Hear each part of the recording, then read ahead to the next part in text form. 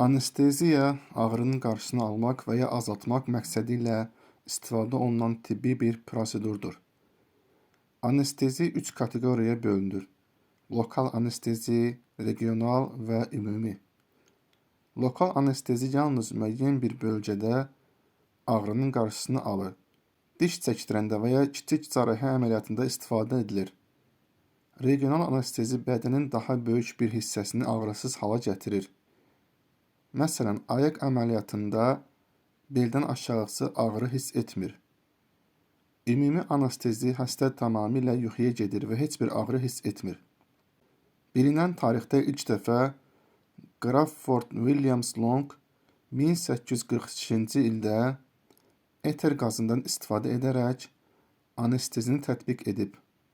Amma bunu yayınlamayıb. Bunu yalnız 1849-cu ildə yayınlayıb. Amma bundan öncə Amerikalı diş həkimi Williams Thomas 1846-cı ilin sentyabrında diş çəkərkən anestezidən istifadə edib və bu həmin il yayınlanıb. Elə həmin vaxtdan əməliyyatlarda anestezindən geniş şəkildə istifadə olunub.